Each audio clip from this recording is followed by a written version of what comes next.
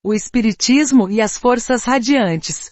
Revista Espírita, fevereiro de 1923. Estamos vivendo um momento notável na história do mundo. O universo desconhecido, o universo invisível, está lentamente levantando os véus que esconderam de nós seus maiores segredos. Forças de poder incalculável foram reveladas e o homem está trabalhando com sucesso crescente para aplicá-las. Mencionemos primeiro a eletricidade. Há meio século, ainda era apenas uma curiosidade científica, como diz o general Ferrier em um artigo reproduzido em vários periódicos. E agora tornou-se um dos elementos essenciais do progresso e dificilmente podemos prescindir dela, nas diversas formas que assume, em seu uso industrial, bem como nas mil necessidades de nossa vida diária. Corrente contínua, corrente alternada, eletricidade estática, ondas de rádio, raios catódicos. General Ferrier lista as várias formas de transmitir o pensamento humano através do espaço. A telegrafia por fio conseguiu, com a ajuda do equipamento Baldotte, transmitir 10.000 palavras em 1 hora por linha. Os cabos submarinos que transmitem 100.000 palavras por dia, aumentarão sua velocidade, através de novos procedimentos, para que as tarifas possam ser consideravelmente reduzidas. A partir da telefonia por fio, que permite a comunicação em uma distância de 6.000 quilômetros, estamos passando para procedimentos sem fio. Neste campo, já se pode dizer que a França é a potência mais bem equipada do mundo em termos de estações sem fio. A de Croix-Denks, perto de Bordeaux, conhecida como Estação Lafayette, pode ser ouvida de todos os pontos da Terra. Logo será superada pela de Saint-Assise, que está próxima de ser concluída. Os meios de transmissão de desenhos, fotografias, escritos, ou seja, cartas inteiras com todos os documentos anexados, estão sendo estudados atualmente.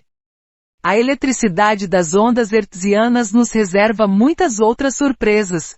E ainda assim, conclui General Ferrier, apesar de toda nossa pesquisa e trabalho, ainda não conhecemos a verdadeira natureza desta força maravilhosa. Esta observação foi feita muitas vezes por homens de valor.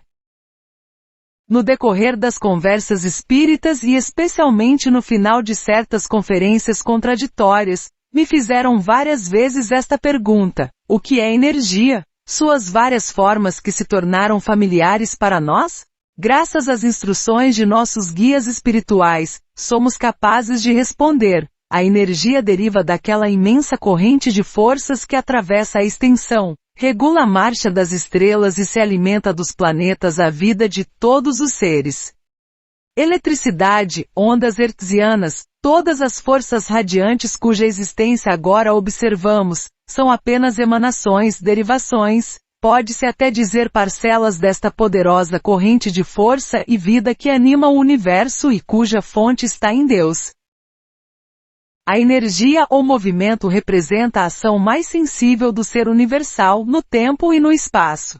Deus é a fonte da vida e a vida se manifesta através do movimento. O tempo, o espaço, o movimento, formam por seu encontro a unidade manifestada, Deus. Desde Galvani, a atenção do homem tem sido direcionada para a eletricidade. Mas foi somente a partir do trabalho de Crookes sobre os estados sutis da matéria que começamos a vislumbrar a extensão e a calcular o poder das forças invisíveis. Sabe-se que as experiências deste ilustre cientista com os médios Home e Florence Cook foram o ponto de partida das grandes descobertas que se seguiram e revolucionaram a física. Antes dele, é claro, Allan Kardec e a escola espiritualista haviam estabelecido a existência do mundo dos fluidos, mas foi Crookes quem primeiro conseguiu capturar as forças radioativas e armazená-las de forma a torná-las utilizáveis para a ciência humana. Suas análises sutis da força psíquica estão registradas em seu livro Pesquisas sobre Espiritualismo. Pode-se observar que não devemos confundir as radiações do espaço com o fluido humano.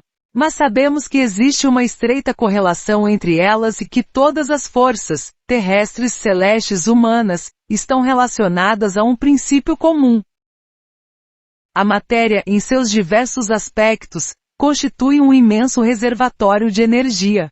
Na realidade, é apenas força condensada. Os sólidos transformam-se em líquidos, os líquidos em gases, os gases em fluidos, e estes últimos, à medida que se tornam mais sutis, mais quintessenciais, recuperam suas propriedades primitivas e parecem impregnados de inteligência.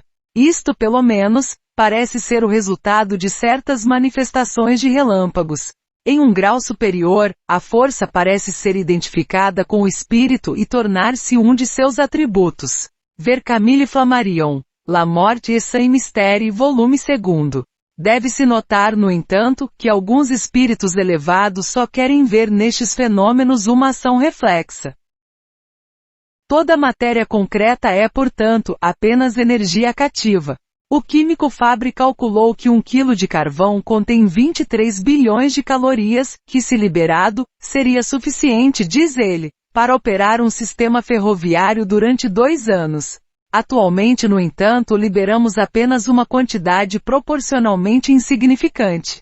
No dia em que soubermos como desintegrar e liberar todas as partículas da matéria, estaremos em posse de um poder incalculável.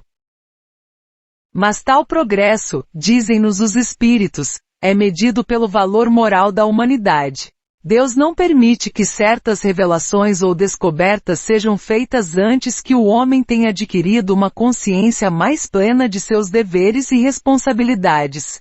Vimos na recente guerra o uso que os teutons fizeram do progresso da química.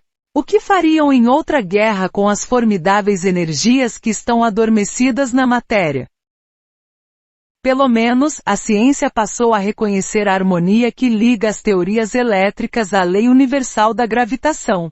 Esta lei não apenas dirige o movimento dos corpos celestes. Em seus 2 aspectos, atração e repulsão, ela regula todos os movimentos da matéria, desde suas menores partículas até as estrelas gigantes no espaço.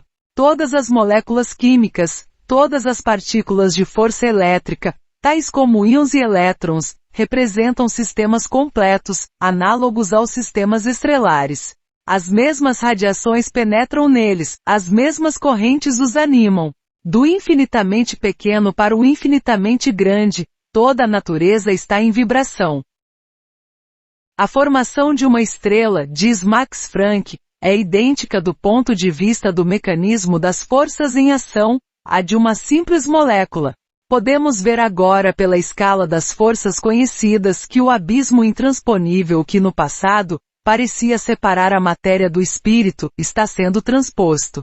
A cadeia da vida se desdobra majestosamente, sem qualquer solução de continuidade, do átomo à estrela, do homem a todos os graus da hierarquia espiritual até Deus. A união íntima da força e do espírito deve ser estudada especialmente em nós mesmos. Cada alma é um centro de força e vida, cujas radiações variam infinitamente, de acordo com o valor moral e o estado de avanço do ser. Estas radiações criam ao nosso redor uma espécie de atmosfera fluida, cuja análise poderia nos dar a medida exata de nosso valor psíquico, de nossa saúde do corpo e do espírito. A indicação precisa de nossa respectiva situação na escala dos seres, em uma palavra, de nosso grau de evolução. É pelo aparecimento dessas radiações que os espíritos se reconhecem e julgam uns aos outros na vida do além. Sua luminosidade e intensidade aumentam ou diminuem de acordo com a vontade e o pensamento. Eles escapam de nossos sentidos em seu estado normal, mas certos médios os percebem e os descrevem, e sua existência pode ser comprovada por meio de placas fotográficas. Se colocar as pontas dos dedos em uma placa no banho do revelador, após um certo período, vê-se efluente saindo de cada um deles, como se fossem de tantos focos, que se espalham em forma de espirais com mais ou menos intensidade, dependendo da pessoa. Em geral, o resultado é fraco.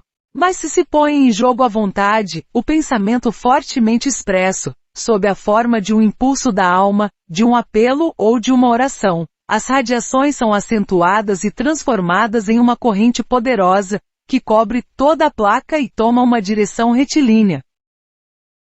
Tenho vários espécimes, várias reproduções deste tipo, que são absolutamente demonstrativas. Os mesmos resultados podem ser obtidos colocando as placas a uma curta distância da fronte. As experiências do Dr. Joire e do Dr. Baraduc, e as meticulosas precauções com que se cercaram, provaram abundantemente que não podem ser atribuídas ao calor dos dedos, nem a nenhuma outra causa além da radiação psíquica. Mencionemos também na mesma ordem experimental, o dinamômetro do Dr. Plana, que permite medir as emanações fluídicas de qualquer corpo, o magnetometro do Abbe Fortin e o aparelho do M. de Tromelia, o do engenheiro Prishnowski de Lemberg, que conseguiu isolar o éter e torná-lo uma força ativa. Estas observações são da maior importância, e é necessário insistir nelas, a fim de nos fazer compreender o que acontece nas sessões espíritas, e o papel desempenhado por nossos pensamentos, nossas radiações, na produção dos fenômenos. É bem conhecido que em todas as reuniões em que os espíritos intervêm, eles só podem agir na medida dos recursos, forças psíquicas e faculdades mediúnicas, que lhes são oferecidas pelos assistentes.